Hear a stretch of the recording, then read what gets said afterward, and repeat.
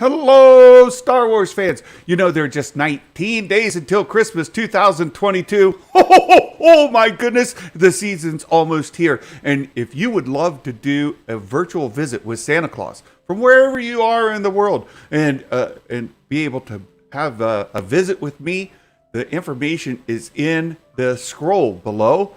And, hit me up.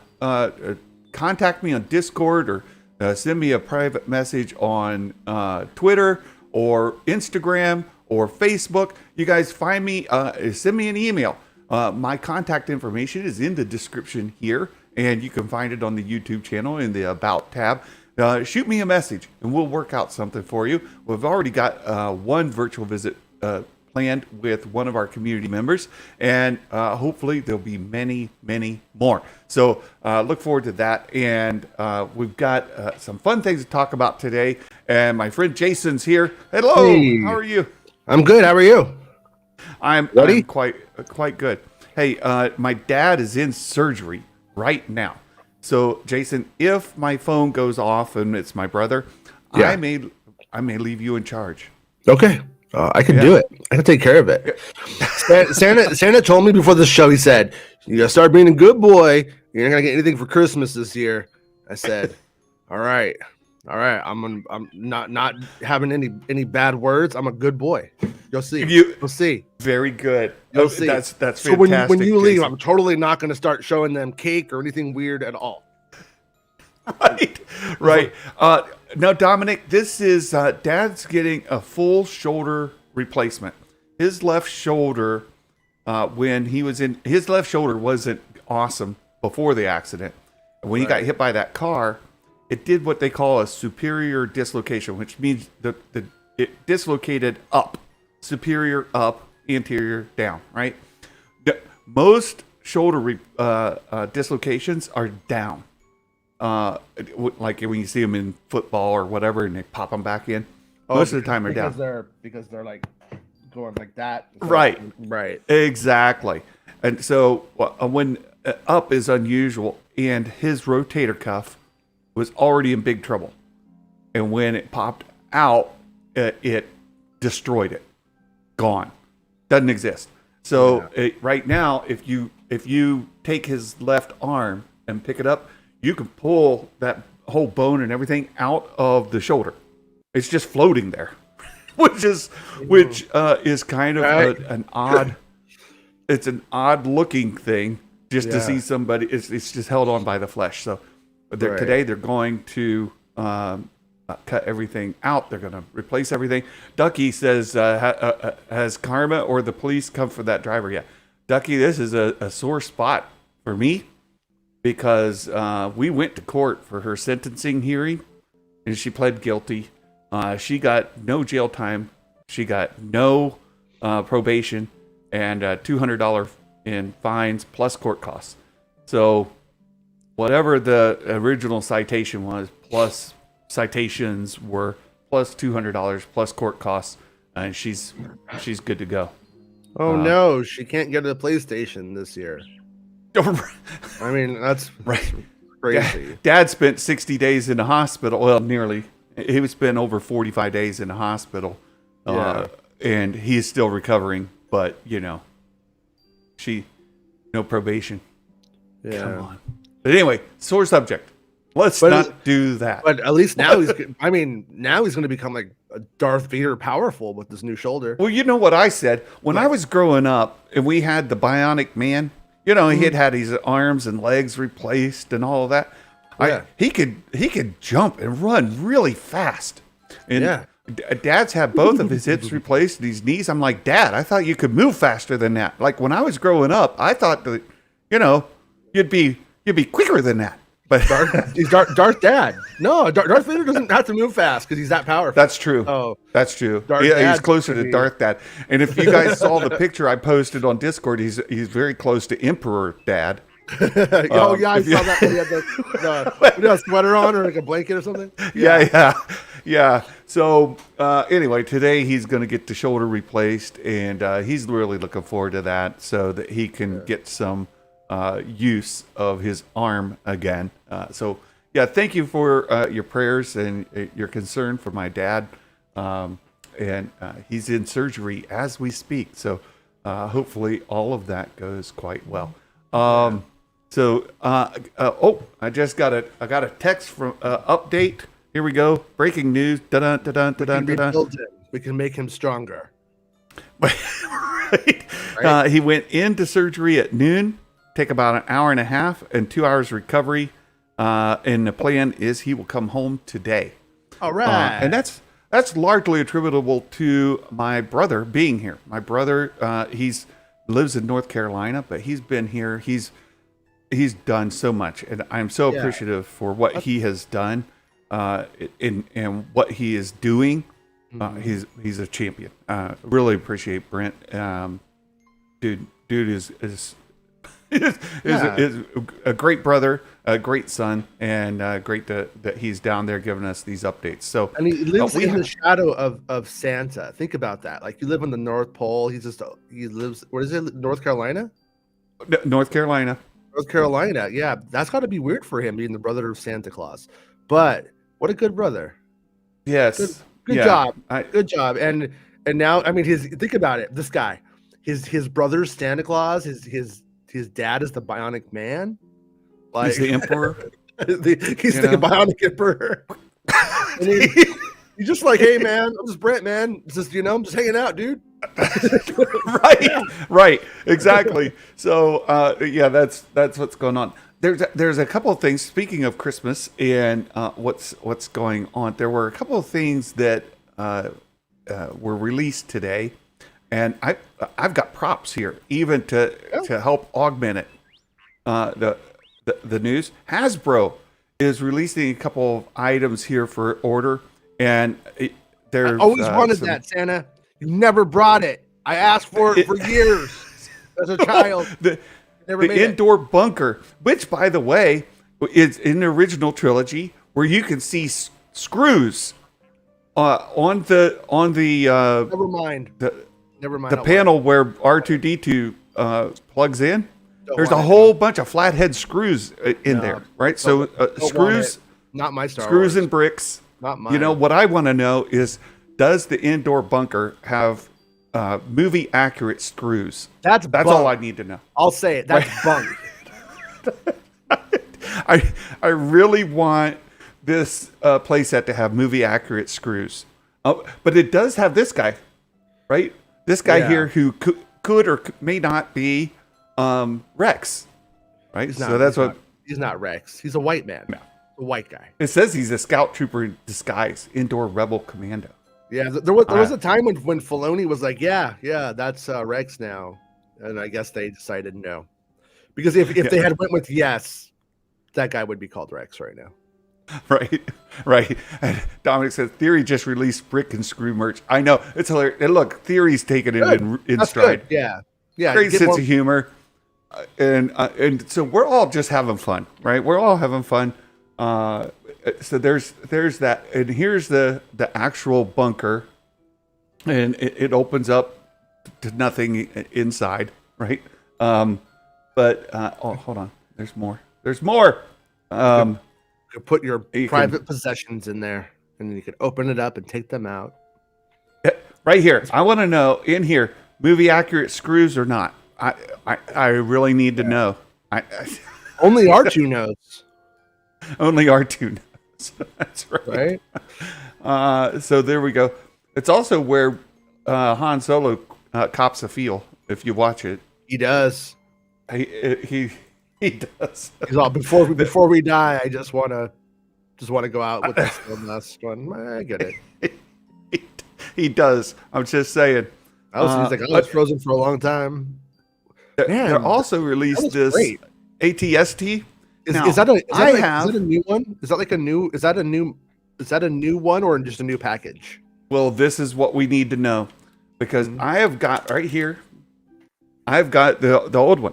Yeah, now, I can see there's a couple of things that have been changed. So, for example, like with this, that was the Force 95 one, huh? It raises up, and you got your dude in there. Yeah. But the windows don't open, and it's it's fine.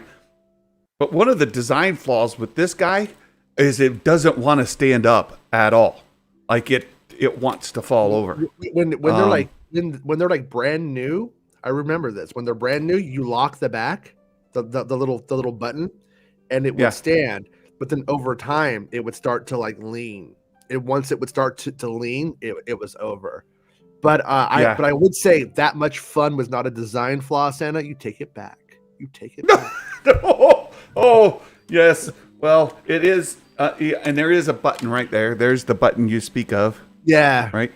Yeah. So this button, you can see it like puts like the legs aren't like moving right, and if you try to stand the guy up, like he has a severe lean, like he wants to fall over.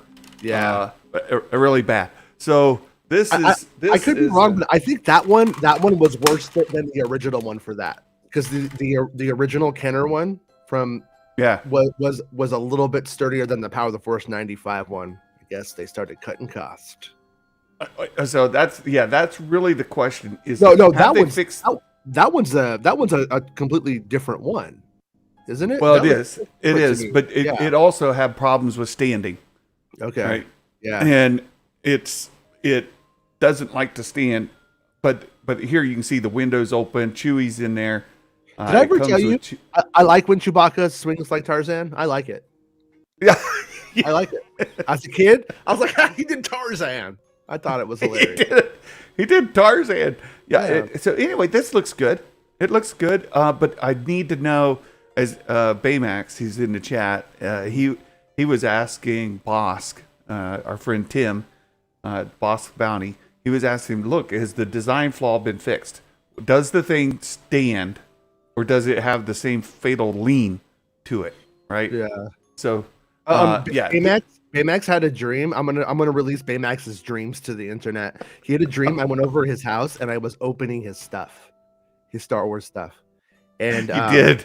I'm gonna say, I would probably open this if you got it and play with it, though. I probably would. And I put it back in the box and say I didn't do it, though. I didn't do it. It wasn't me. That's great. So I just need to know. Look, I follow you. I see you, Baymax. I see your DMs. I know this isn't the same one, but I know they both had design flaws in the legs. This is a different one than the one that you're talking about, but they both have problems. This one will stand if you bend the legs to the 90 degree like that. It'll stand, but it's like sit down. It won't like stand up. Right. Yeah. So in this case, it sits like this, right? And it'll sit there like that just fine. But when you push the button to extend the legs, right? You see one leg goes more than the other. Oh, we're walking. Oh, except you got to hold on to it for it to do what it does. Yes. So there you go. That's the ATST. It's kind of messed up, but hey, it is what it is. And it's gonna fall over. It's gonna fall over. Yeah. Hey, Bespin's here. Hey, Bespin's here. But, we're going to talk about Bespin. We are. He's not as tough as we are. He's kind of thin-skinned. Oh, you mean like talk about his story here? I see what I see what you mean. That's right. We know your dream, Baymax, getting that ghost, TVC ghost, and the crew. His promise is if he got that, he would never ask for another figure ever again. And we know it's a lie. It's a lie. About an hour after he unboxes it, he'd be like, "Oh, you know what I need now?" And there'd be something else. Mm-hmm. Hey, Will Morgan. Hey, I tried to reach you yesterday, Will Morgan. You won a toy giveaway. I need you to reach out to me in DMs on Discord to get the information. Kay, just as like you also won a toy giveaway yesterday. So Kay, I need you to reach out to me again as well. If you don't reach out to Santa within 15 minutes, it becomes the property of one J.W. Ward. No, that's in the fine print. It's in the fine print of the content. Yeah. Ducky was trying to claim them yesterday too. He's like, "Oh, they're not here. Just give it to me. I'll take it." I'm doing the community a service. Yeah. But no, that's Well, he was like a champion before on the what was it? Was it for Obi-Wan Kenobi? What series was he the big champion on? who Ducky Momo on the Star Wars Santa's poll predictions. Oh no, Yeah. yeah. Which He did quite well on the Bad Batch and on he did really well on the Book of Boba Fett and Kenobi.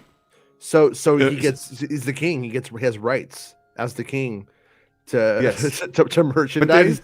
And you're then right. he became a quitter. Little quitter, huh? He's a quitter. Little ugly duckling inside his heart, huh? Come on. When things got difficult, he says, "Nope." I know he's a beautiful swan. I think he's going to come back from Mandalorian season 3, and I believe in him. Swan Momo. But Bespin broke this story. Yeah, he did. About Jedi Survivor releasing March 15th, and the gameplay trailer is coming up on the 8th. And now I think most people have seen this stuff. So I'm not going to go into the details. You covered it quite well yesterday with your friend Azatru. Azatru, yeah. Azatru is great. Such a nice guy. Yeah, it was a really good show. So if you guys missed it, go catch Making Star Wars. Catch yesterday's show where they talk about a lot of this. And we learned that Azatru is in a different class of fan. He's not like us plebes that have to go buy things. What kind of loser has to go out and actually buy the games? Does it go to conventions and has Avatar on Blu-ray DVD? Exposed. Yes. Azatru Exposed is what I'm going to retitle the video to. Azatru Exposed. True YouTube. True YouTubers. It's very funny. But yeah, we have got some information coming out. The gameplay trailer's coming.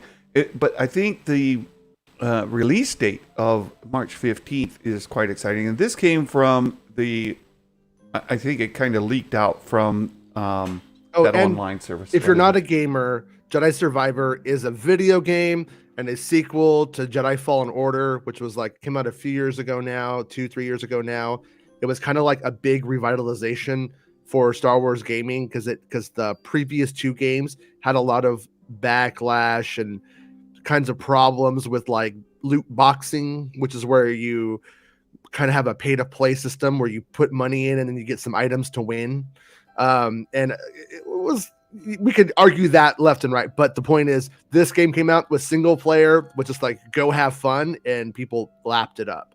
And now so everyone's been really excited for a sequel, and now it's finally upon us. Thank you for that, Jason. Thank you. Yes, because so often we get into the weeds and we forget that people here may not play the games and they're not familiar, or they haven't played the new game. Like they played when they were 12, but now they're grown adults and they don't have the time for that. So yeah, there's Jedi Fallen Order was the first in the series. This is the sequel to it, Jedi Survivor. So these are the new era games coming out of EA. And there's a supplementary book that fits between the two, right? Boo! Readings for nerds! No? Oh, you guys like reading? Oh, okay. Sorry. Yes. I thought it was YouTube, so I thought high school rules applied, and I was going to get claps for that. But okay. Well, he probably did. Bespin, if it doesn't say titular, then he doesn't want to read it. He's like, what? Bespin has the book. I just walk up, slap it down, nerd. Yeah, exactly. So, but here we've got a book that's fitting between. Now, I know for a long time, video games have had stories in them that a lot of people build into their headcanon or into their view of the Star Wars universe as a whole. As a non-gamer, as somebody who hasn't played the games through and been able to follow those stories through, yeah, I'm aware of a lot of the very popular characters that come out of them because everybody talks about them all the time. I'm like, well, okay, that's interesting. And I've gone and I've watched videos about him and I've read things about him, but I haven't done the game, myself. So the same thing is true here with Jedi Fallen Order and Jedi Survivor. There's a story involved. It's not just pew pew, and lightsabers. There's an actual story that takes place, and the main character is his name's Cal Kestis, right? And Cal is a Padawan who survives Order 66, who is now, that's why you get Jedi Survivor, right? He survived Order 66, Fallen Order. So there's a book that fits in between, and so the story between Fallen Order, the book, and Survivor becomes Cal Kestis' story, and he's a light side Force user, and it's interesting to me that this story arc with him, and he's become a very popular character, and that's him there, right? And this is his little droid B2, who you may have seen in was it Book of Boba Fett? He popped up. No, he's not B2. This isn't B2. My brain. I'm not B2 EMO. Yeah, BD. He popped up in not Mandalorian, but in Book of Boba Fett, right? With Peli Motto. Yes. And yes, he did. One of the things about this game is that it has had an influence upon the actual like television shows, locations and sort of characters and stuff. Well, not characters, but mostly locations and concepts in this game that were introduced informed Kenobi, for instance, like where the Inquisitorius base and all that stuff. That all came out of this original game. So the stuff in this next game may be informing some television show that you'll see in 3 years or something, Yeah, and that's what has me really interested as well, because I know back with like the KOTOR, right? Knights of the Old Republic or SWOTOR, whatever, right? Yeah. All of those have very popular characters, but those characters haven't really infiltrated into the main storyline too much. Right. Now, we did see some reference to some of those in the sequel trilogy, and you see them in the Clone Wars animated series or in Rebels. When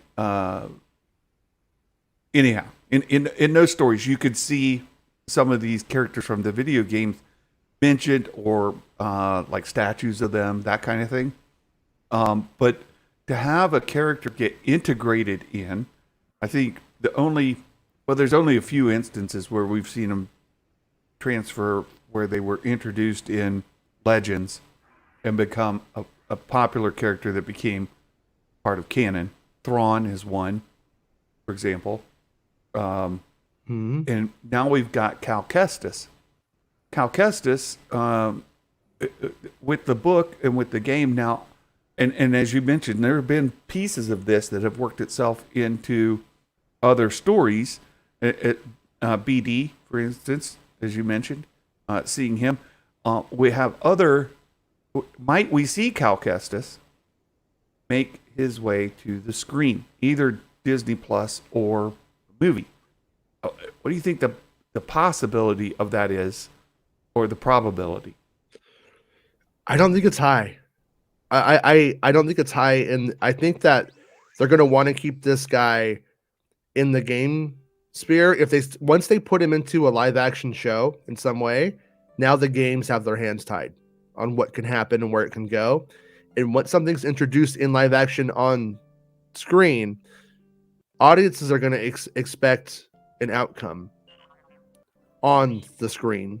So it wouldn't be a good idea, I don't think. And then I think fans would love it, but I don't think it would be good, because, I want his story to end in the game. If it does end, if he does die, and we have the droid who we pretty sure is BD, is supposed to be BD in Mandalorian.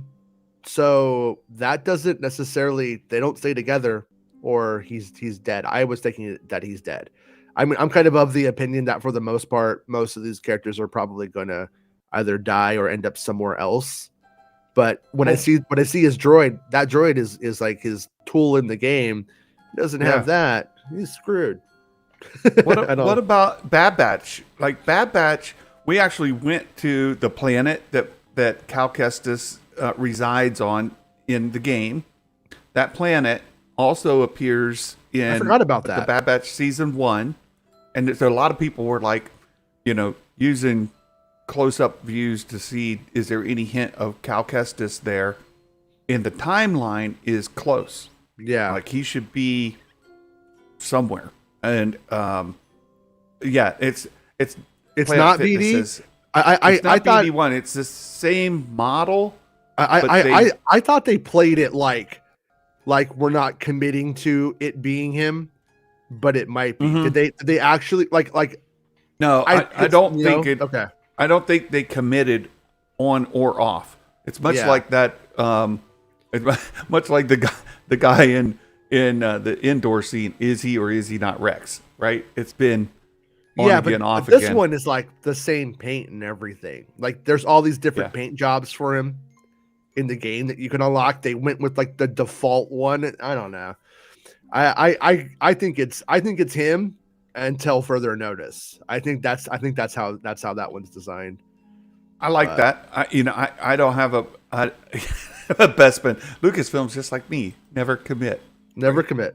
Don't do it. Which I've heard the criticism say Bespin's got some really good stories, but he waits and then he lets somebody else get the credit, even though you had it first. To be fair, he didn't wait this last week, and they just didn't give him the credit.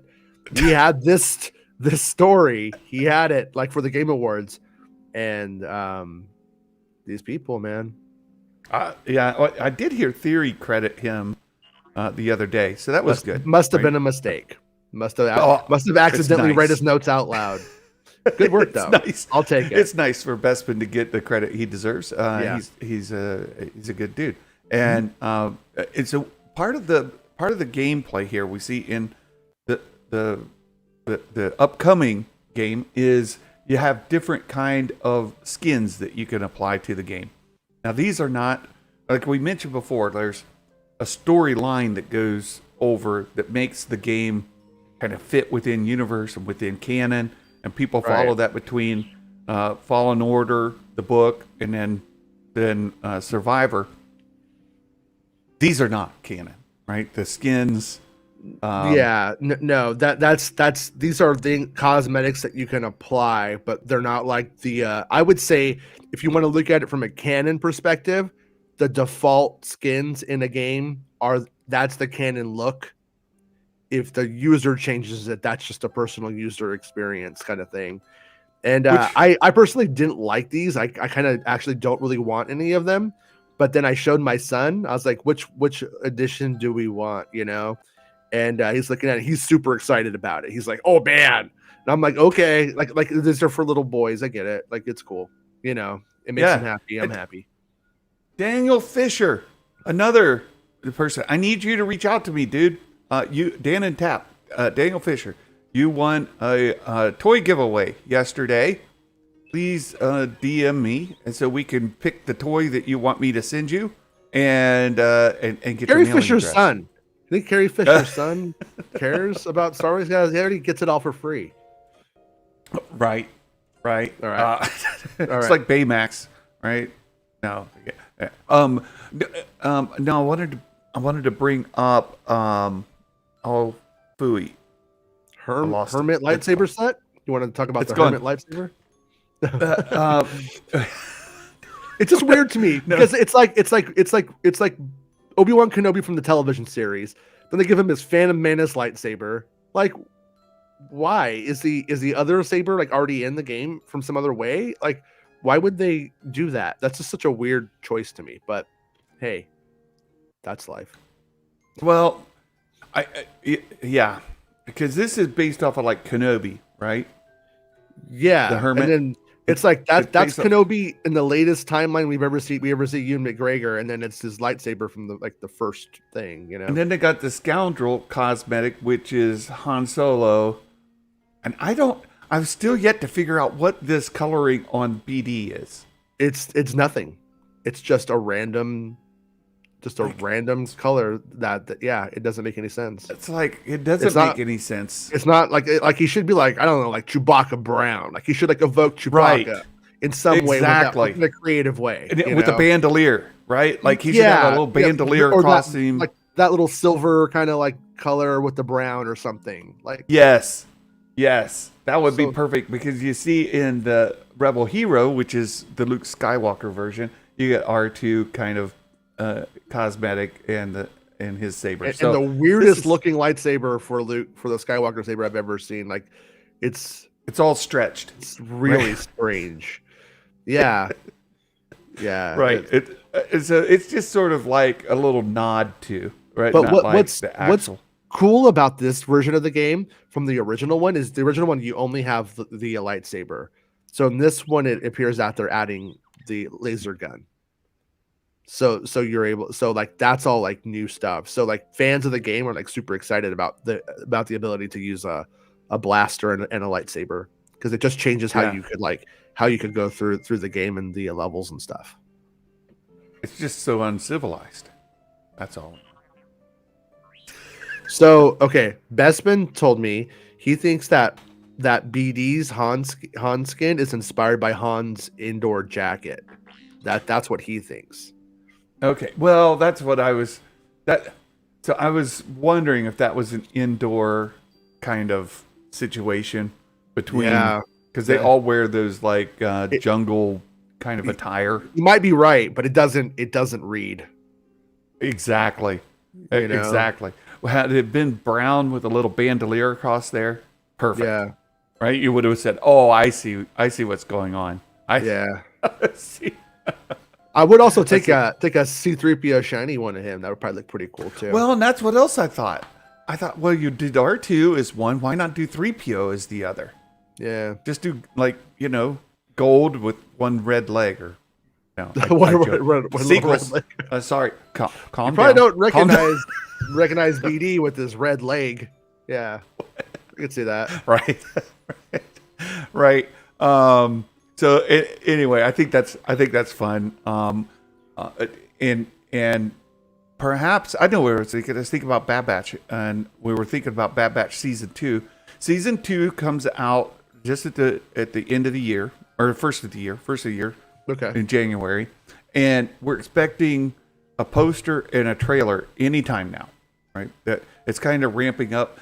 The smoke is starting to appear above the horizon. Right, people are saying, "Oh, fun things are coming." Right, there's little hints out there from the Kiner brothers and things like that, where people are kind of ramping up for Bad Batch season 2.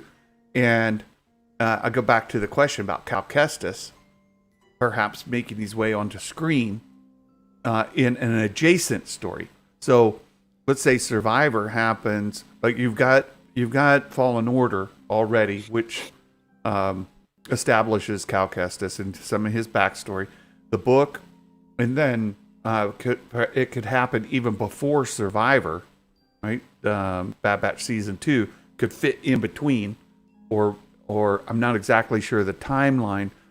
And maybe you know better than I. In Fallen Order, the version, first part of the story, does that happen before or after Bad Batch season 1? Bad Batch is when is Bad Batch? Bad Batch is right after Order 66. So this is at the same time as Kenobi. Okay. It's about the same time as Kenobi. So it's much later. Much later. Very good. So if it's much later. Yes. And yes, we'll be doing predictions for the Bad Batch. Yes, we will, Fitz. So if this is after. Sorry. The first game is 5 years after. The second game is during Kenobi. Okay. Yeah. But both Jedi are after Bad Batch, is what I meant. Right? Yes. They're both after Bad Batch. Season 1, at least. Yeah. So and even season 2 can't be that much further, because we can see that the little girl is like the same age for the most part. So I don't think we've gone like 5 years up, because she would look like she would probably be an adult by then. Or somewhere. Teen. Yeah, she would be a full grown person instead of a child. So right. So with a couple years, or maybe a year and a half, 2 years most, between season 1 and season 2, it could still kind of be some backstory to Fallen Order, couldn't it? I would imagine these things would talk to each other to some extent. However, when we look at the first Fallen Order game, came out a few years ago, then look at when Kenobi finally hit and how those things talk to each other, and Book of Boba Fett, it took a few years for things to be sort of like added into the canon of Star Wars and then to be pulled from. So I'm personally not expecting things that are usually things that are, if it's for instance, if it's like Dave Filoni's doing it all, then these things could all talk to each other as they're happening because he's got it all up in the cooker, right? But when it's like one game company's doing this and then a TV production's doing that and a movie guy's doing this, like those things, they don't talk to each other right away.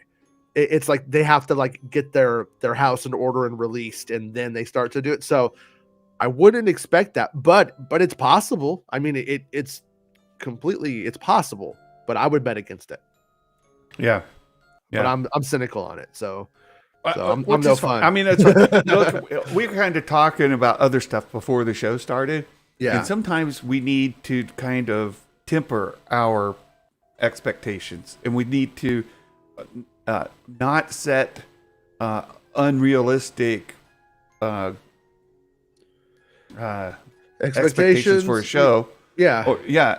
Or hopes that, oh my goodness, this is, and I think that's been some of the mistake in some of the messaging around some of the Disney Plus series, right? Big time. All killer, no filler with Boba Fett, and then people were disappointed in it because they were expecting something more akin to what we had. Yeah. We saw Boba Fett in season 2 of Mando, where he was just bashing troopers, splitting armor, and all of that. Look at Kenobi. They thought it was going to be such a big deal to like hide that Leia was in it. Like that was like, oh no, they have to see it on screen for the first time, but the whole show's broken.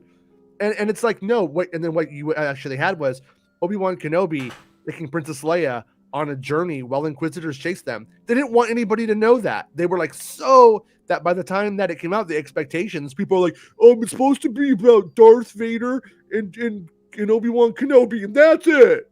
Like, you got to set expectations at the right time, not after we've seen the first episode. Like, that's just not, like, you're just setting it yourself up for really dumb discourse. And because you have this they have a spoiler theory that isn't even correct. Like actual studies have shown that people who consume spoilers or read a book before seeing a film like the film more. So their whole take on it is just bonkers anyways.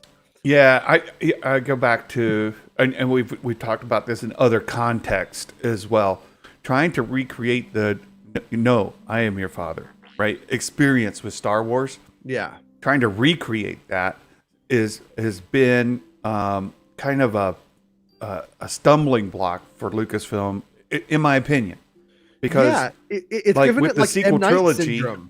Right? Like where everything's going to be a big twist, and there's usually not a big twist. Right. Well, that's what like the sequel trilogy, the whole deal with Palpatine. There's little nuggets of information you can find here and there. And I heard Meg's video today mention the Aftermath novels. There is some foreshadowing in the Aftermath novels that Palpatine survived, that he had a plan to survive, and that the things that should something happen, he had an out. And so all these things are there. And then there's some interviews with Kathleen Kennedy and with other folks at Lucasfilm who said, oh no, Palpatine was always in the plan. Well, then there's talk of, well, the sequels didn't have a plan, or I think there was such a it's the opposite. Desire to do a opposite, by the way, big reveal. Yeah, I think Palpatine they had many plans. That was the whole thing. They were non-committal to their plans. There wasn't a plan for the sequel trilogy. It was just, is she a Kenobi? Is she a Palpatine? Is she a nobody? Is she right? And they had it wasn't like they were just like, we can't think of things. No. YouTube said I am dumb. I can't think of things. Kathleen Kennedy's in charge now. Like that wasn't what happened. Right. It was this just break the glass in case of emergency idea wasn't part of it, right? Yeah, a journalist who I know who was super close to the production of The Force Awakens at the time like who was like, you know, in their PR arm or whatever you want to call it, their red C-3PO arm, was like, yeah, like JJ told me, we have his favorite right now is that she's a Kenobi, but she could be a Palpatine. And then Ryan comes in. Ryan's like, you know what? She's nobody. This is what I find more. But the whole thing is that they did have all of that stuff. Just they needed to make the decisions early on that would affect the rest of the outcomes of everything else. And so instead, they were trying to like pivot depending on where the fandom was, and they wanted to keep it open. And that's the kind of thing. BD is a good example of that kind of thing. Well, let's take another one. They put BD in there, but they're saying it's BD, but it's not, in case we change our mind. Let's take another one and to borrow content from Meg. Since she's not here, we can talk about her. Maybe if we talk about her, it'll make her come on the show to defend herself. I'll fight her. I'm scared. No, it's the Darth Jar Jar theory, right? So there was such a backlash for Jar Jar after the Phantom Menace. Freudian stuff. Hey, you know what? It's strangely compatible.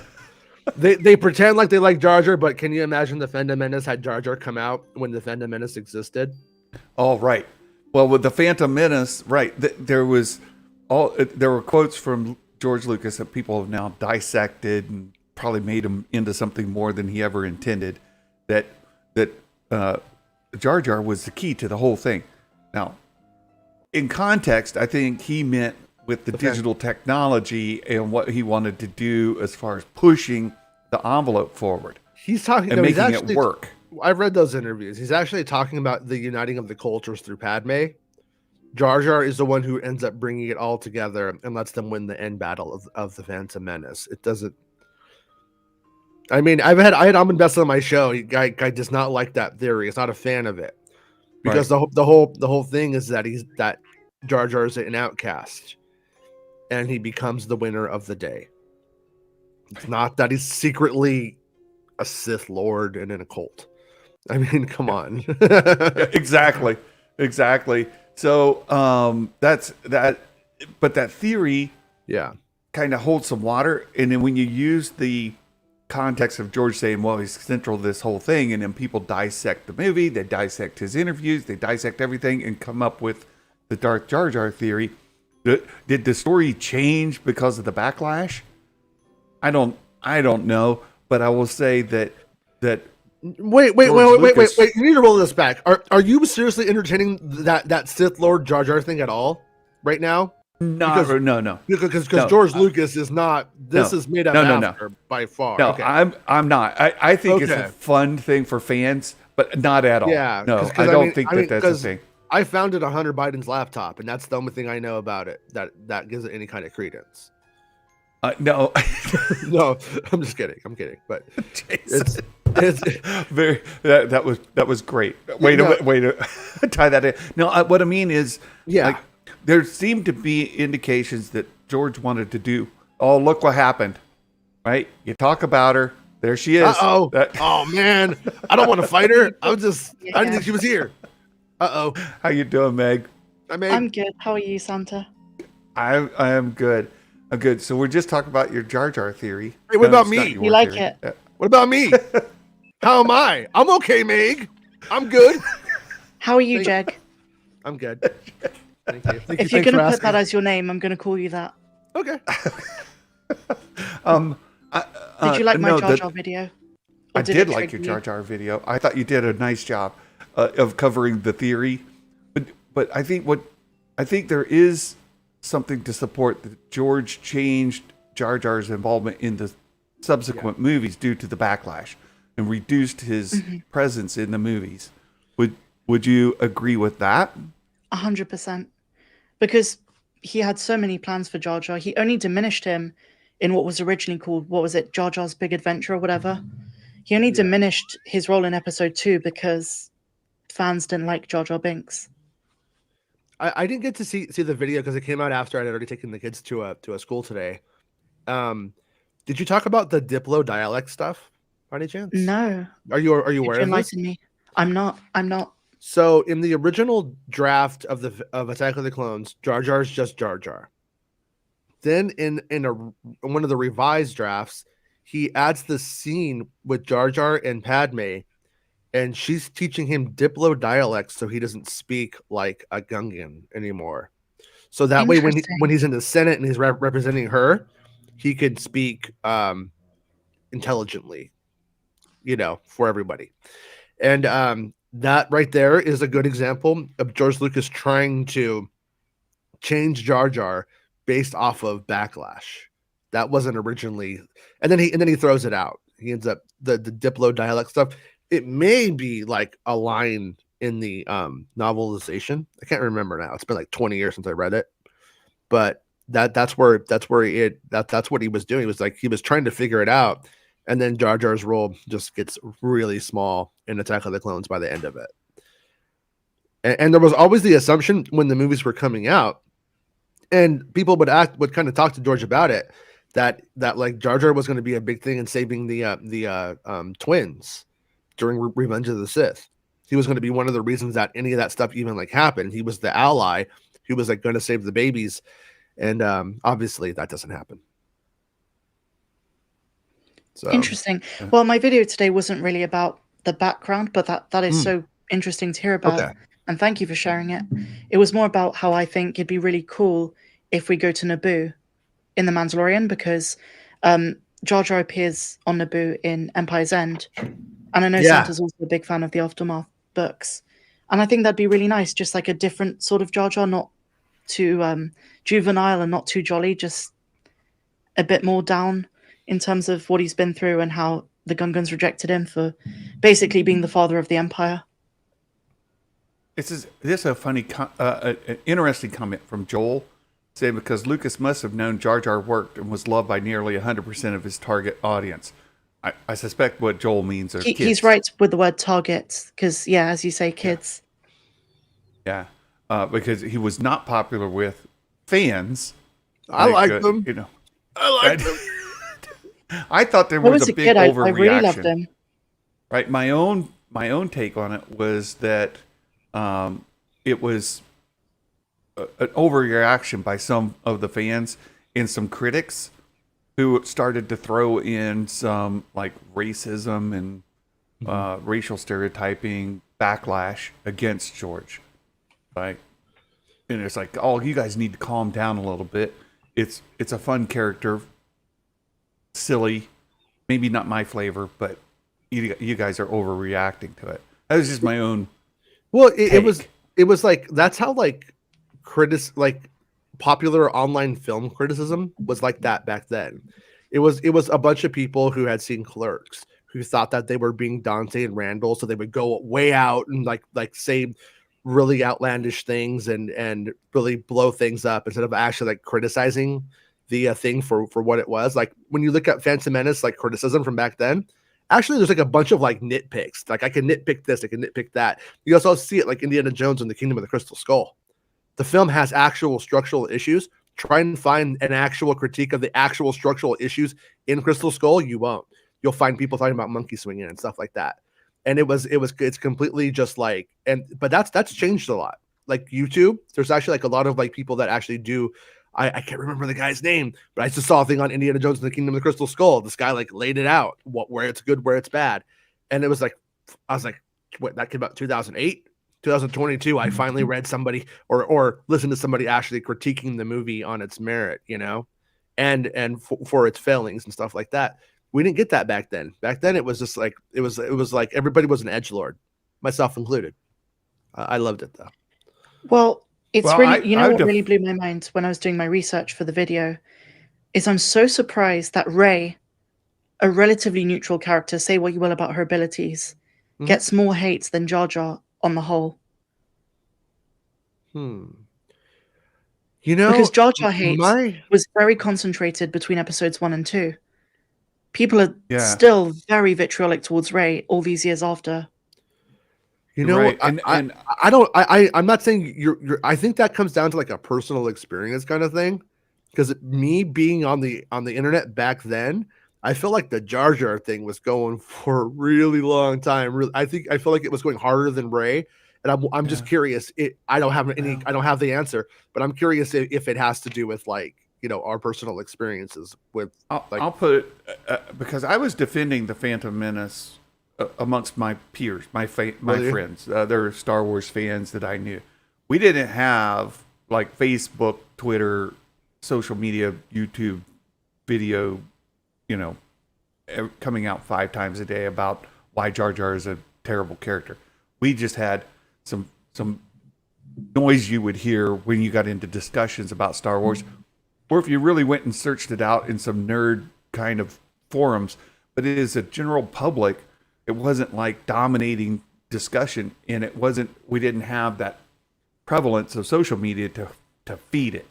But I will say that I had to defend Phantom Menace for a very long time. What Jag is saying there. What Jason's saying is that the thing about Rey. I mean, sorry, Santa. No, that's okay. Go ahead. I was just going to say, as people are saying, like social media completely changes that, how hate or dislike for characters is shared. And someone was saying that Jar Jar was disliked for 10 years. But again, would that have been amplified if there was social media in the way we have it today at the time? I don't know. In the same way that Jar Jar is now defended by prequel lovers, are we going to see that for Rey in like 10, 20 years' time? I think so.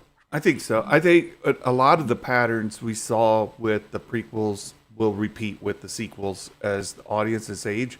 And I've heard the pushback against that, in that for what we were just talking, that social media fuels the hate more. And so the younger audiences are more exposed to the hate than the younger audiences were back when the prequels were coming out. So the amount of social impact on them was less then than it is now, and that might tamp down the rebound, if they put it that way, of the defense or defenders of Rey may become.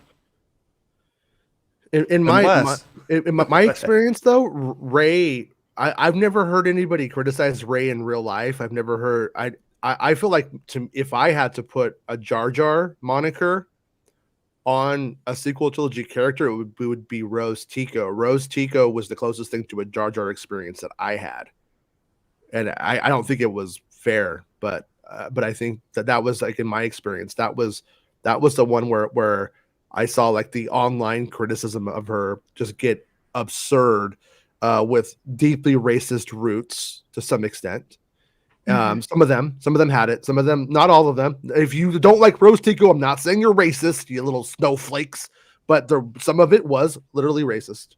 And so, but with like Rey, I only ever saw it with like the Mary Sue kind of stuff, but like, I had people go like, at like the grocery store, go like, I don't really like that Jar Jar too much.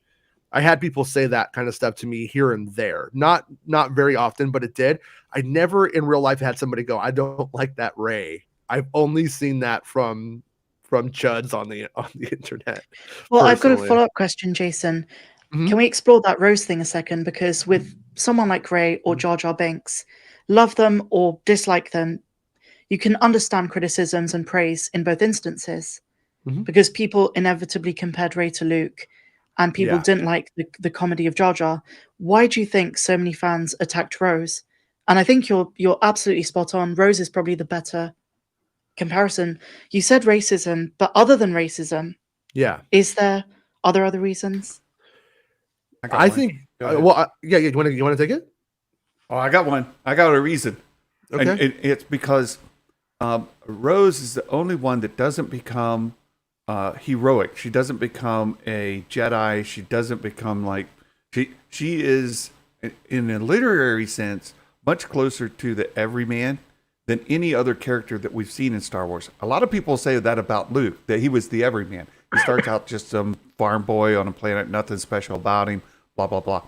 Except he happens to be the son of the most powerful Jedi that ever lived, and he becomes the most powerful Jedi that ever lived. So he's got the special magic in him. Rose doesn't have that.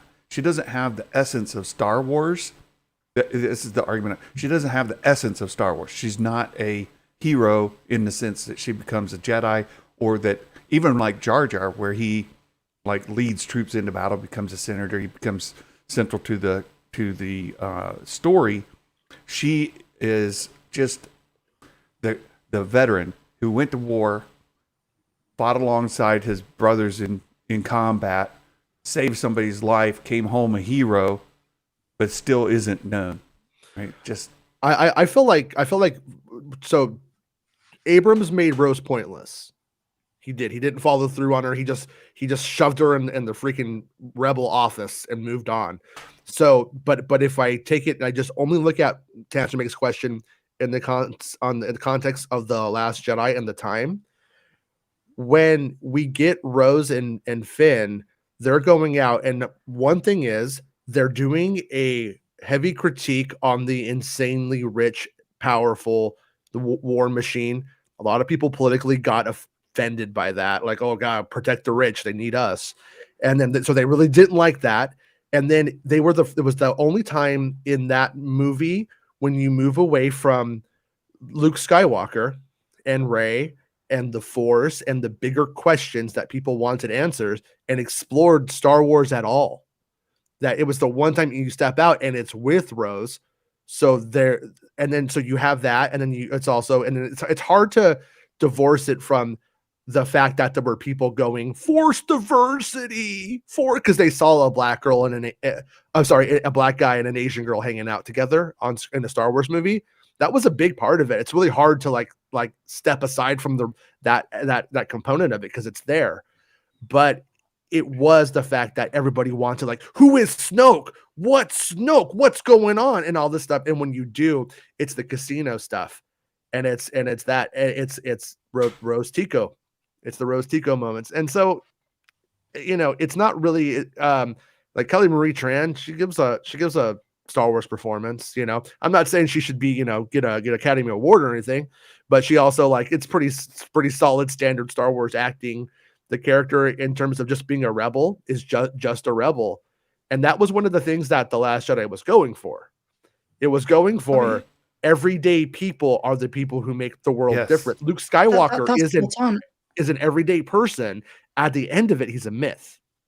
And that's what, and it was getting through that with Rose, but people, some people weren't patient enough to actually follow along and let it tell them what it thought. They had. Well, that's exactly my point. I do want to just say, yeah. So sorry. Even if you don't like The Last Jedi, please go and watch the video. I can't remember who it's by, but it's called "The Last Jedi is Amazing and You're All Insane." And he talks about how Rose was the catalyst to show that kid hope in the galaxy. That's a huge moment for Star Wars, because the point of The Last Jedi, or at least a lot of it, is you can be a nobody and have the Force, which is why The Last Jedi lovers despise The Rise of Skywalker, typically speaking. Yeah, right. And it disappointed me that way too. Yeah, The Rise of Skywalker disappointed me exactly that way, Meg. Yeah, I don't hate The Rise of Skywalker for it, but it disappointed me for it. Yeah, that's why I want them to make more Star Wars movies. There was a rumor going on. I got a couple of questions about the last 24 hours about are all the sequel trilogy characters coming back and stuff. That's complete bullshit. Just so everybody knows. Sorry, I didn't mean to say that word. But it's complete BS. It's completely that stuff, and moving forward with Rose and all that stuff. That's not currently true. I would love for her to come back. I would love for those characters in Episode 9 to sort of be resolved and to have better atonement for the characters in the larger narrative. That's why I hope the sequel trilogy films do continue, or the era does continue, so we can get. I think it would save 9 a lot. It'd be like, okay, 9's just a fun adventure now. Hey, Palpatine came back that day. But I agree with you. I think that a lot of this is a fun. I'm glad you brought up this rumor that's going around. Hey, Kay, I do have a no song. It's right here. Here we go. Hold on.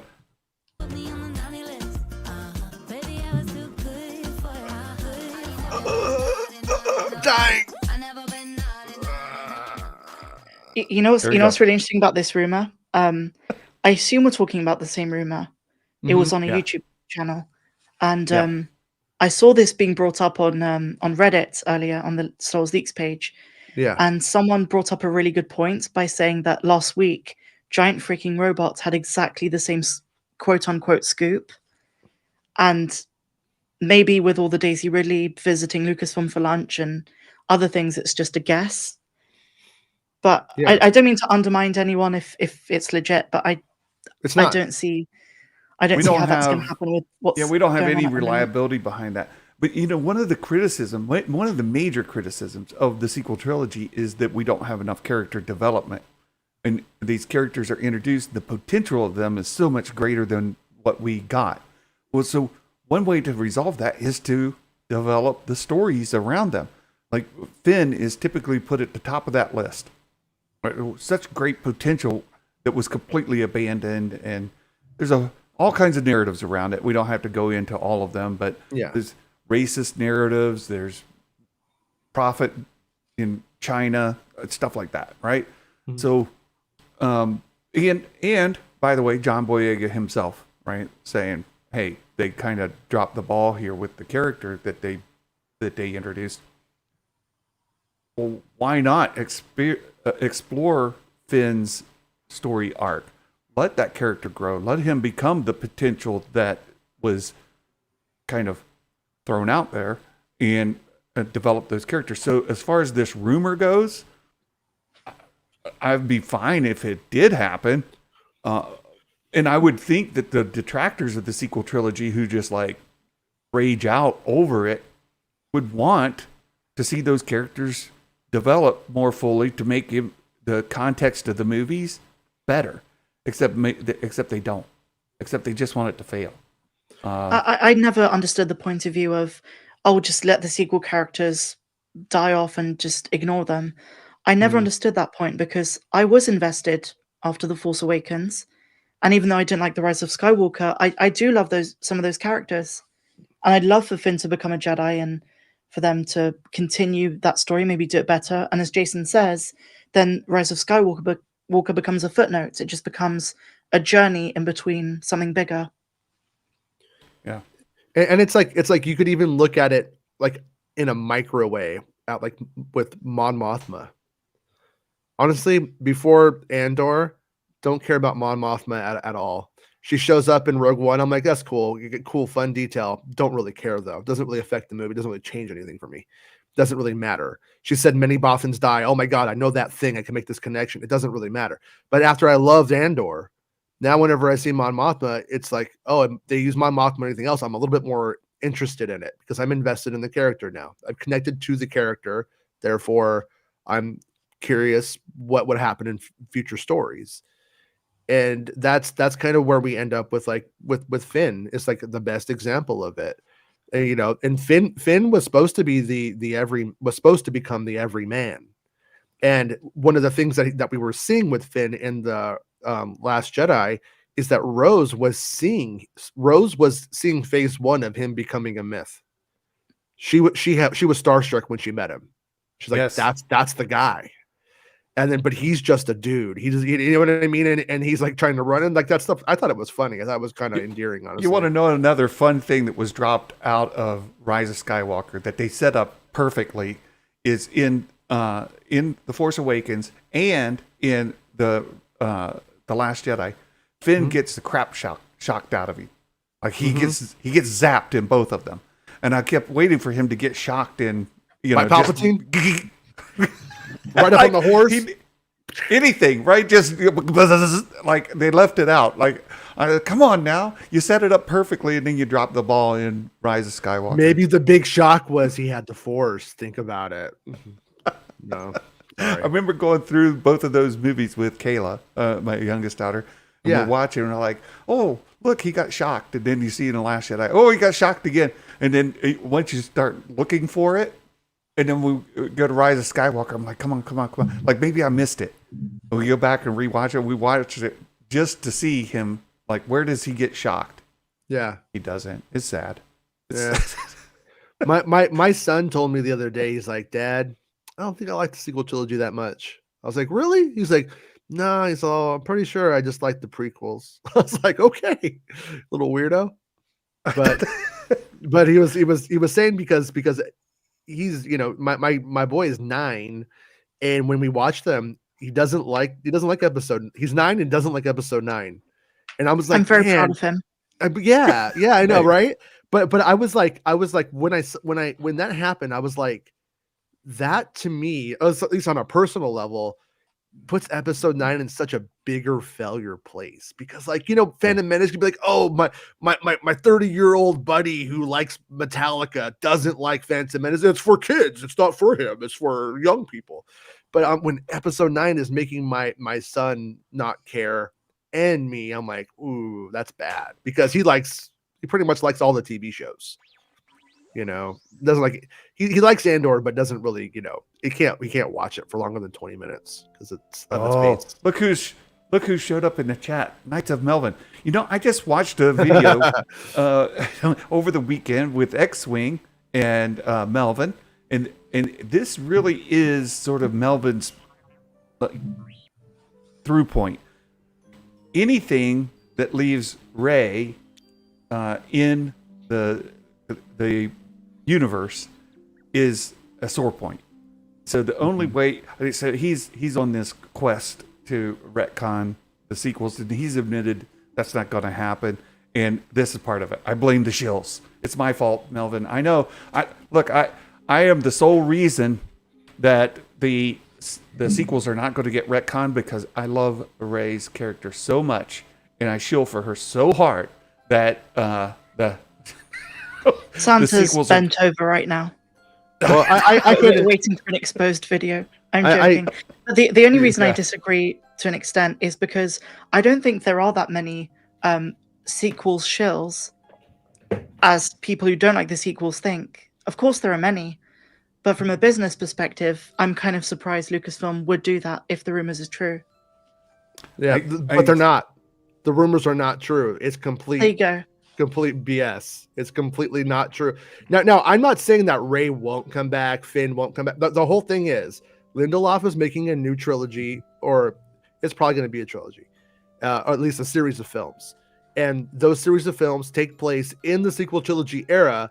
And when Lucasfilm leaked that story to the trades, they specifically wanted the trades to know that this was opening up opportunities to bring in characters that they already know. That was a plan. The original story was a complete plan, in my opinion. That wasn't like a scoop. That was like one step away from a press release.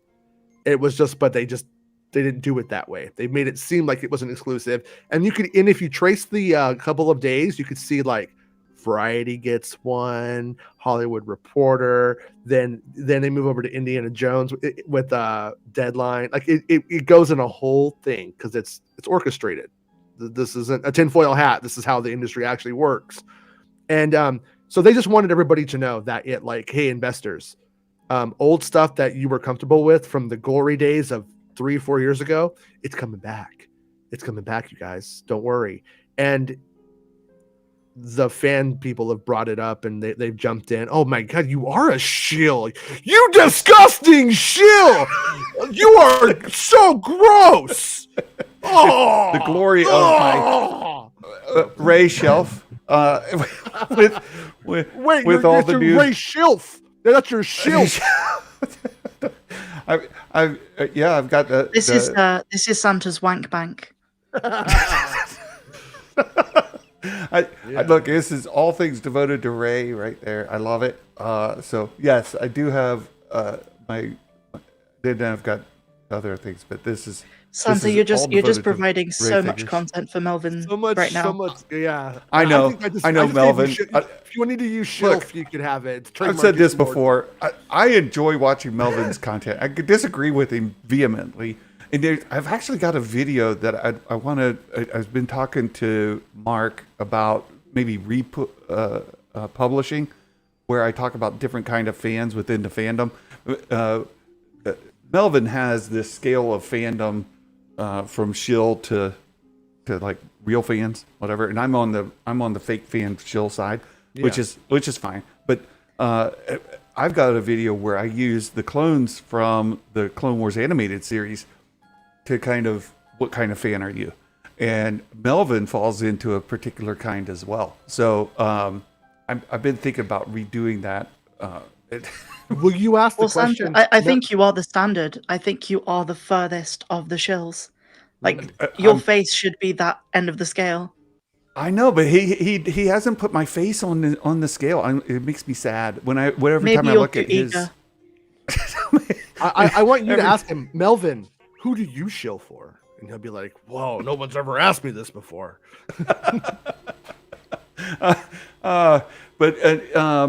So anyway, I'm sorry. I got distracted. Melvin distracted me. I get excited every time he shows up. It was looking at the shelf that got you distracted. Don't. You get flustered every time you look at it. You're like, man, I love that Daisy Ridley. Yeah, I might as well show this as well. Like Bestman just sent that to me. Bestman just texted that to me. That's very funny. It's got in and out. He's got look at his shorts. There's like a wee leaf on his shorts. I know. I saw that. I saw that as well. Yeah. There you go. You can. It's kind of hilarious. It's pretty correct. Anyway. That's the guy who walks into the California. classroom 20 minutes late and says, "What are we talking about?" Sorry, Meg. Sorry, I just worked out SoCal is South California. Yeah. Right. Yeah. Southern California. Yeah. SoCal is it's a common mashup of the word. No, so there was so there's this rumor that the sequel characters are going to be involved in all the new movies. I don't think that's the case. We talked a little bit about could Cal Kestis show up in the Bad Batch season 2, and Meg, you weren't on here for that part of the discussion. I want to go back to it because you're here. And you've been covering the Bad Batch season 2 coming up and speculating about when that trailer is going to drop. Christmas Day is when Jason told us, and we're hoping to see that. But in Bad Batch season 2, do you think maybe they would bring Cal Kestis in for a cameo or part of the story? Absolutely. I'd be surprised if they didn't do it. There were a lot of hints in season 1 with Braca and other things. See, and with the trailer, I'm really not sure. I was so confident they were going to drop the trailer yesterday, but I know. Yeah. Why did that happen? Because I had this attribution to me as saying the trailer was coming yesterday, and I didn't even talk about it. It's really weird. I never brought you up when I mentioned it. I didn't think you did. But where did that come from? Like what? It came from Jennifer Corbett. Every day of the last week, she's been teasing like good things come to those who wait. # the Bad Batch. And today she used that sloth from Zootopia and then put # the Bad Batch less than a month away or something like that. So, and I think because we figured yesterday was like just under a month away from the show dropping, it was a Monday. Mm-hmm. It was before the Game Awards. So nothing could like take attention away from that. But nothing happened. Maybe tomorrow, maybe Friday. Not too sure. But you think it'd be soon. Or as Dominic said, it could drop just before the finale. Well, and as Jason said Christmas Day. If they're still shooting for Christmas Day with that. Well, for Mando, not for Bad Batch. Oh, for not Mando. For Bad Batch. Yeah, okay, I don't know anything about confused. Bad Batch at all. Yeah, I have no Bad Batch insights to give. Very good. So I like Meg's opinion better than yours, Jeg. Jeg, you're just Debbie Downer. What are you gonna do? I would much prefer to see Cal Kestis make it into a show, and I think the Bad Batch is the perfect place to do it without hitting some of the concerns that you have in telling the story outside of the game. The resolution to his story, because the time frame is early enough in his journey that it wouldn't interfere. Is it kind of within some rails what they could do with him? Yeah, but I think the show fits within that to allow us to see Cal show up, and that'd be awesome. So I was also watching a good friend of ours. I know Meg is really, really good friends with Sheev the Wise. It's a lot of fun if you go to Meg, you join her Discord community, you join her Patreon community, you get some Patreon exclusives where her and Sheev get very naughty on their live streams, but they have a great relationship. But Sheev had a show on this week, and he talked about a Star Wars What If series. So, what are your thoughts about the possibility of, or the potential for, a Star Wars What If series, animated, live action, whatever? Like, what if? I don't think these people can handle it. These people, Yeah. they're all obsessed with canon, and and the canonicity of things, and they are cry about it all the time. And my expanded universe novels and all this kind of thing. I mean, if they did it in a right way, they might be able to fix some of that using a show like that. That might be a way of letting people know, like, you can do this. But like, I mean, I just look at what's that one show, the animated, the anime show that they just Visions. Yeah. Yeah, and all I hear, like, I don't hear people talking about Visions. I hear people lamenting it's not canon. So I'm like, I don't know about it. I'm sorry, mate. I didn't mean to talk over you if I did. No, not at all. I think a what if show may have been something they considered before making Visions, but now what they'll probably do is every time they come up with a story that could be in a what if, they'll probably turn it into an actual canon show. I think Star Wars is just that kind of franchise. I can't imagine them playing it as bendy as Marvel do it. Like what if Anakin didn't stop Mace Windu from killing Palpatine? Can I tell you what Kathleen Kennedy would say to that? Who cares? Yeah, I mean, there's just what ifs that people, that fans have asked for years. Like, I think you can find them all on Star Wars Theory's channel. You can. I think you can find all of them there. I played this game where I've looked up something I thought was original as a question. He's done a video about it. Has he? Say what you will about the guy. He's made a lot of great videos, especially when he's. He really has. When he gets, but does he ever ask the questions that actually end up in the shows? Is there not really? I mean, is there what like if, a what if? They're truly more like the what if. Like, what if Mace killed Palpatine or took him in and exposed him for being the Emperor, and Anakin didn't? Hey man, you can't judge him by his religion, bro. We think that's wrong, Mace Windu. You're canceled, Windu. Get out of here. And then he's like, they're always trying to persecute me for my religion, man. Because would Anakin have gone dark side? Because it was after that he pledges his allegiance to Palpatine, right, and becomes Darth Vader. What if that didn't happen? Pledge allegiance to the Sith, right? Do you want to know something that's changed in terms of my Star Wars opinions lately? Because you brought up Mace Windu. The more I read comics, I've been doing like these big comic binges. I realize there's no way Mace Windu's ever coming back, like, into Book of Boba or another show. I used to be all about the Mace train, and now I'm completely off it. Are you off it because you don't want it, or are you off it because you don't think it's going to happen? The second one. I think Lucasfilm are trying to tell fans in like Crimson Reign and The Hidden Empire, like, Mace Windu's never coming back. They put his face on the screen of what the archivist was going through when she was like, oh look, artifacts from Order 66. They're kind of just trying to tell us, like, yeah, no, it's not going to happen. I'd love for it to happen, but no chance. No chance. That's sad. Again, that's Debbie Downer. Because where was he all these years? That's another thing. Like, he's an Amber on the upper level. If you just looked up those Amber people in Kenobi, he's up there on shelf 2. Shelf 2, the Windu shelf. My explanation has just been like, through the zappy, he lost his memory and he doesn't even know who he is. And it takes some amount of time for him to start. Like, maybe he's had dreams and nightmares, whatever, and still doesn't put together that that's him. And then it takes some amount of time. Some revelation happens later on where his memory jogs and he goes on this quest. Well, who am I 30 years later? Like, he's just been down in the bowels of wherever as some rando guy who doesn't know who he is. and just ekes out a living just like some normal dude. And now he's on this quest back to.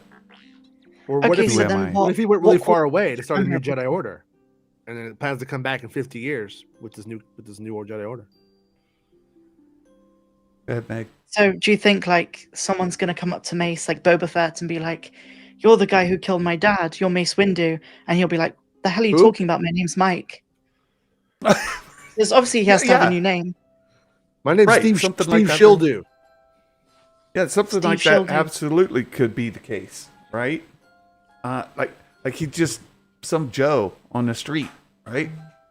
And some homeless guy trying to eke a living who doesn't know who he is. I do Like, and like he that, has but then you these- have to explain how he gets his memory back. Right, and you can tell that story, right? He's having these nightmares of being shocked, or he's having these nightmares of this or that, you know, and then the pieces start to fall together, and he goes on a quest. Like, wait, you know, maybe you see a video up on the board of a place, and he's like, wait, I have dreamed of that place. I'm going to go to that place and try to figure out who I am. And go back there and get more memories, and then he starts just Do following you the think that breadcrumbs place was along. like some dodgy backwater part of Coruscant where he may have railed Yaddle and Yaddle was like, "No, Yoda will find out," and then Mace was like, "He's my best friend." But Or Tales okay, I of the can't say the rest, Jedi. but yeah, I think Mace went into the Tale of Her Jedi. Maybe so. Maybe so. There we go. I got to do this for Meg. Right? Uh-oh. Oh, my soul, I'm fading. It's not fair that when she says it, I get shocked too. You know? No. So anyway, I just think there's lots of possibilities, but I don't to bring Mace back, right? And you can explain it within the universe. The same question comes up though when you talk about where was Fennec Shand, and one of Jason's favorite complaints about Fennec is her character's underdeveloped for the potential she has. Well, where has she been? We know she's in the prequel era. We know she's in the post original trilogy era. She's in the Mandoverse, you know. So what happened to her? Where is she? But she's We have on a through screen, like, line. we don't know But where where was Mace she? is, like, at all. And you'd think with the Empire and the Battle of Yavin and everything else, something would have triggered Mace Windu's memory. Perhaps. Because if he Yeah. falls on Coruscant, a clone trooper is going to pick him up and bring him to justice. Or maybe he's at Mount Tantis. Maybe he's like in one of the amber chambers. True. I think if they were to bring back Mace, they always like to use like Old West tropes and stuff like that. I think they'd have him. I think they would treat him like the gunfighter who hung it up. And then you have Luke Skywalker come and find him, and he's like, "I don't do that anymore." Then he goes with them, and then he becomes Mace Windu at the end, and he dies for it. I think that's what they would probably do with ultimately, like with the greater story, if they were to bring him back, if they were to do it. Because I mean, you know, if you did bring him back post Return of the Jedi, he would naturally be dead by the sequel trilogy. So when Kylo Ren does what he does, Mace doesn't have to die there either. He could just die before it of old age. Well, You know, But if it's he's just gonna, the big problem that we've always had with these characters, because if they're going to do that in a comic, for example, bringing Mace Windu back, yeah. and then Luke goes to him the way that Rey goes to him further down the timeline, it's a bit unpoetically poetic. It doesn't really make much sense. And I just, it's kind of like when Yoda dies in Return of the Jedi, and he's like, "When gone am I the last of the Jedi will you be?" Now there's the caveat of, except for Ahsoka, Ezra, and now the list keeps getting longer. right. But Cal but Kestis. well, yeah. It's.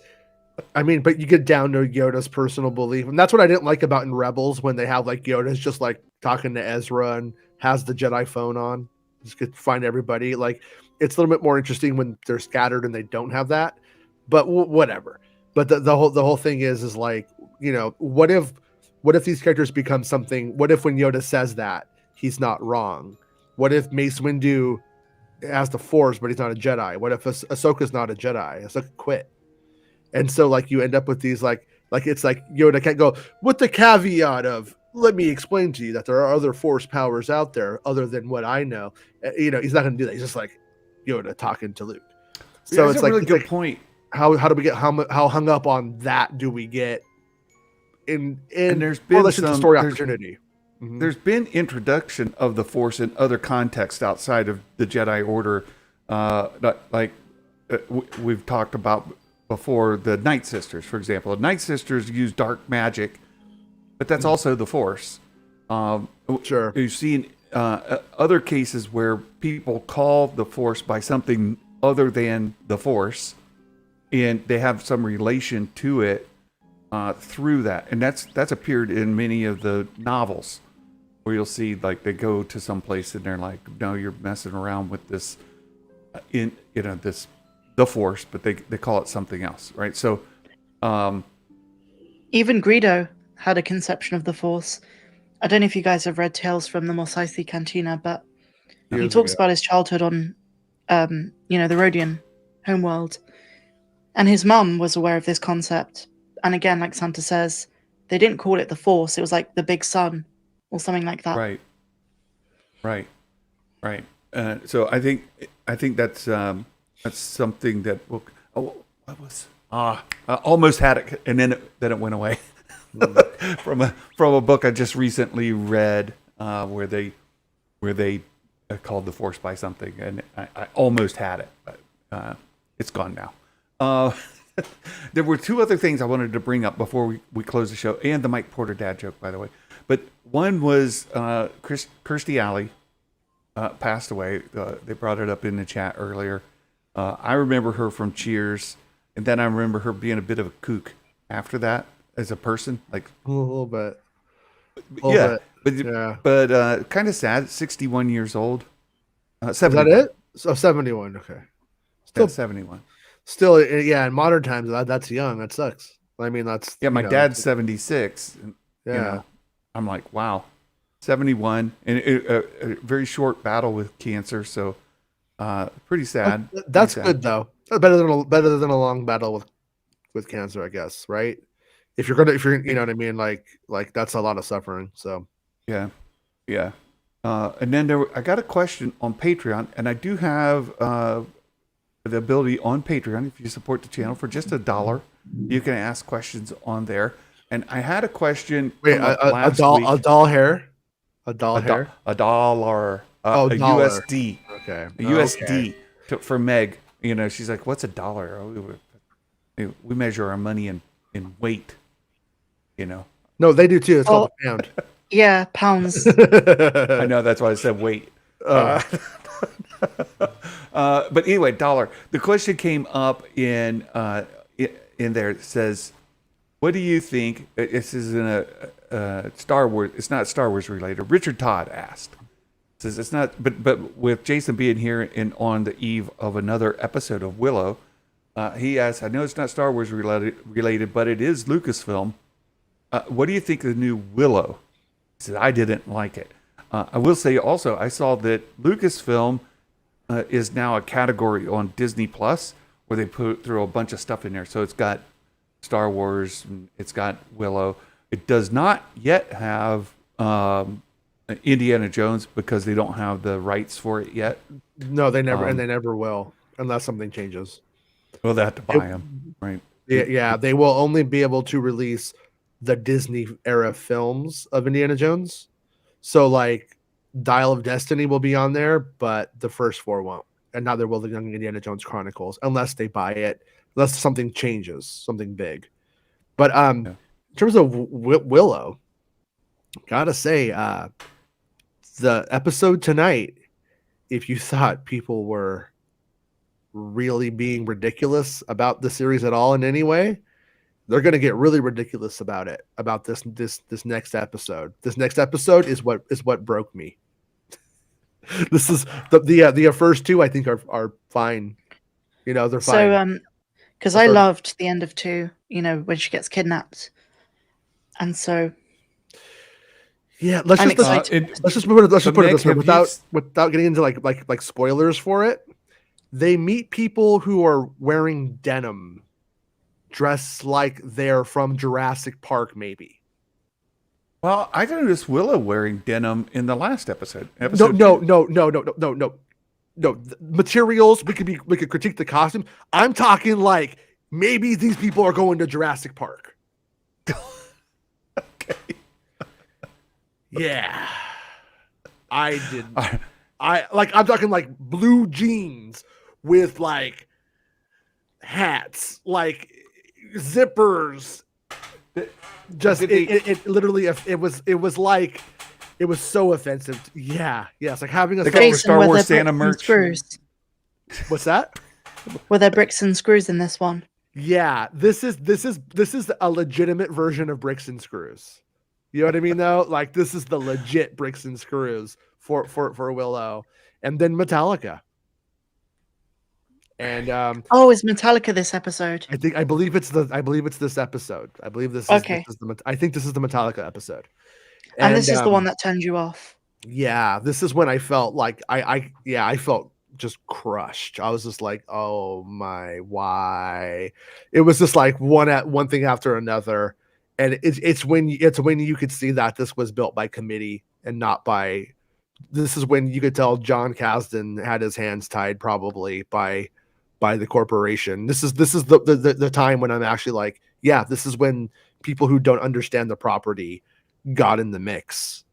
And for all of the belly aching and whatever about Star Wars we had over the years, this is the one for me where it's legit. This is the real time that Disney ruined it. Like really Jason, you're ruined making me it. so excited for this. Yeah. I honestly, Meg, I'm like super like I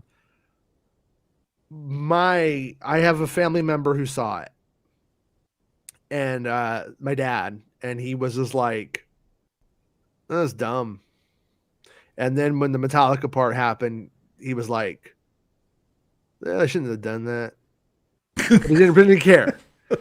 I was all right. I'm like, you can't do this to Willow, man. You know what I mean? And I was like, so I watched the whole series now like 4 times. Now, have you seen the whole thing or just like okay, 7, the first 7? Yeah. No one has the 8th as far as I know. I haven't seen the final one, and if I just break it down as a story, it's really good.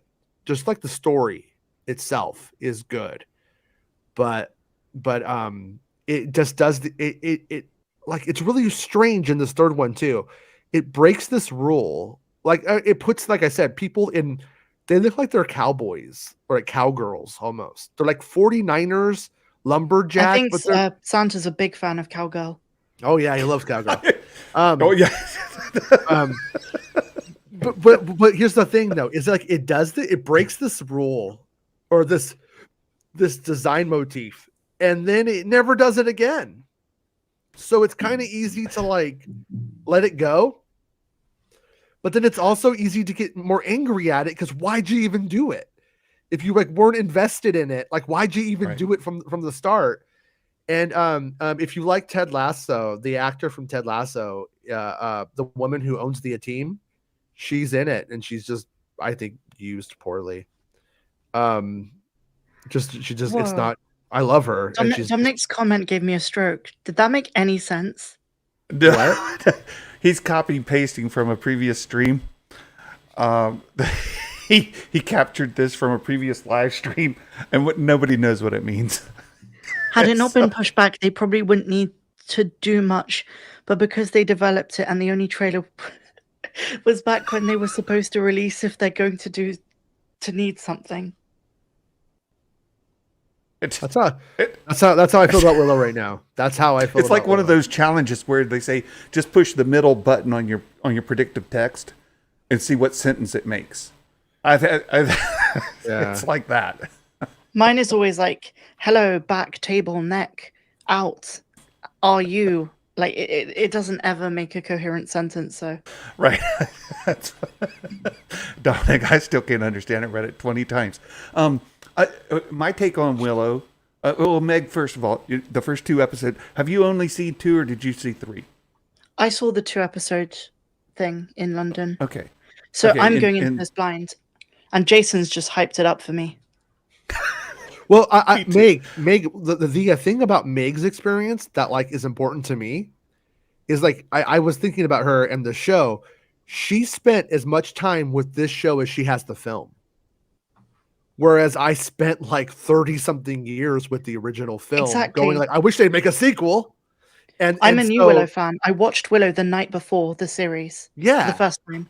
Yeah, and so like your reading of both of the film and then the series is actually just more true just to what it is now, like collectively, as opposed to me who had all this time to read books about what the sequels. And by the way, they're trying to make those Willow books into like the new EU. Like let's rally behind something to say this thing sucks. Those books suck too. Those books are terrible. The Willow novels, I mean, they're really bad. You could like the Star Wars Expanded Universe. That's really good compared to the Willow books. Oh boy, Like really well, good. my take is similar to Meg's. Although Willow was out when I was a kid, and it never clicked with me. So I was never a huge Willow fan. It's like, it's all right. But and How Kathy and I how old were you in '88? Like when that one came out? Because I was well, eight. I So it was, like, graduated high perfect. school in '85. Okay. I got married in '87. Yeah. So So you were. I wouldn't be We're a born for man. another 9 years. So Yeah. I wasn't even a sperm. so for me, Kathy and I rewatched it just. Yeah. No, I was married in '86. Don't tell Kathy. Okay, that didn't happen. But you didn't say that. I didn't hear that. Yeah, 86. But anyway, we just rewatched it and we're like, it's fine. And then we watched the first 2 episodes and we're like, sure, we'll keep watching. Mm-hmm. So we're not out yet. It's I would say just as far as like enjoyment, the quality of it is as good or better than the movie for me. Like, okay, it's okay. It's good, I suppose. You sound crazy right now. What I want, this is what I hope is that we watch episode 3 and that Meg or I or both of us love it. And then we can come on one of your live streams and tell you why you're wrong. Yeah, you could be like, oh man, when that Metallica song showed up, I just felt like this is fantasy. This is the fantasy I've been waiting for. I'll be like, all right, you did it, Kasdan. You were right, Kasdan. This time you were right. Tell your sister you were right. Come and troll you in your live stream. That'd be fun. Speaking of your live streams, are you doing a show today? Yeah, 1 p.m. Willow Pacific preview? time. Actually, no. Tonight after the show, tonight when I drop off my kids, I'm gonna come back and make my Willow video and have it out at midnight. Gotcha. Meg, thank you for dropping in. I know you're Thank you, busy. Santa. And And Jason. Thank you. I didn't forget you, Jason. Always, Yeah. I forced her to acknowledge me. always enjoy spending time with you guys. Good friends. So you guys have a wonderful day. Tomorrow I'm going to Cincinnati doing a Santa thing, and going to get to meet some of our friends here. And so looking forward to spending time Well, that's doing cool. that tomorrow. Cincinnati. Dad's surgery. That's where Jason said we're going in Ahsoka. Mhm. Right. WKRP in Cincinnati. Yeah, I get Dawn Basham and her family. Her family's coming to see me tomorrow, so we're gonna do some Santa stuff. And then Dad's in surgery right now. He'll be coming out here in about any time now. He should be coming out of surgery and then going to recovery. So we should be getting updates on him, and we'll see how the rest of the week Santa, goes. So, can you show on stream the edit I sent you? oh no, I know. Wait, my brain went back. No, I can't show Oh, that. dang it. I thought you might have forgotten what was in it. I almost did. I was like, wait, oh no, I saw I that. edited Santa's last live stream. That belongs on your Patreon only page. If you guys want to see Meg's edit of the Star Wars Santa live stream, You should support Meg on Patreon, and she should post it there. That's. Oh, might just I'm post getting a it. call. I'll pick that up in a bit. You guys, thanks for hanging out with me. And Thank you. Always fun I've to hang gotta out go. with you. I Mike gotta go see Porter. if I can.